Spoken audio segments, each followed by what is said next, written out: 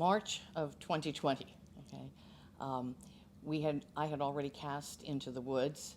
It was supposed to be a June show of 2020, and we were 4 days out from starting rehearsals when the announcement came through via the governor that the state of Maryland was going to be in lockdown beginning that following Monday. And basically, it closed down Churchill Theater from then until fall of 2021, after we had done all of our renovations, and we opened with a gala to celebrate the fact that we did have our renovations done. We took advantage of that. The theater had really kind of deteriorated over the time, and we got grants to do an upgrade to the theater before the pandemic. Actually, we had grants, and we started to budget our time for that downtime we had, and we managed to get the whole interior redone. So we have new fabric walls with acoustic insulation behind the fabric. We have new stage curtains. We have new seats that are flexible seating. We can rearrange those seats into like a theater in the round, dinner theater, anything. They come apart and can be rearranged. We did that over about a year. It took us to really do it. And we still have work to do. People who have been by the theater have noticed the marquee out front needs some work, and that's my next project. I'm in charge of the building and grounds, so most of my time has been spent building and rebuilding the interior. But it's contrary to other nonprofits. Our board of directors, I'm the chairman of the board of directors. Our board of directors is a working board. We actually have committees that we're responsible for the various pieces of this whole operation. So like I said, and one of the things I do is building and grounds, in addition to being the chairman. And Sylvia's the treasurer, in addition to being the directors and so forth. All of us have multiple tasks, but it's a working board. Other nonprofits have a much higher level board that are basically responsible for fundraising and actually producing some of the money themselves. This is not that kind of board. The production is a musical called Into the Woods, with music and lyrics by Stephen Sondheim and the book by James Lapine.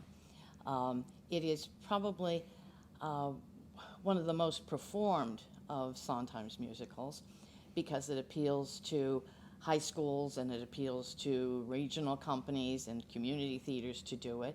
And it's also, I think, familiar because it's based upon fairy tales. It first appeared on Broadway in 1987 and won a number of Tony Awards for its production. And we are attempting to do Into the Woods. It is a very difficult show musically. It's staged almost in a way and what people would have looked at back in the 1900s as an operetta. So there is music under dialogue. There is an awful lot of sung dialogue rather than merely spoken dialogue. And it's a challenge to the actors because of the fact that Sondheim is not a traditionalist in terms of the Rodgers and Hammerstein, Lerner and Loewe, My Fair Lady types of musicals. He has thematic songs.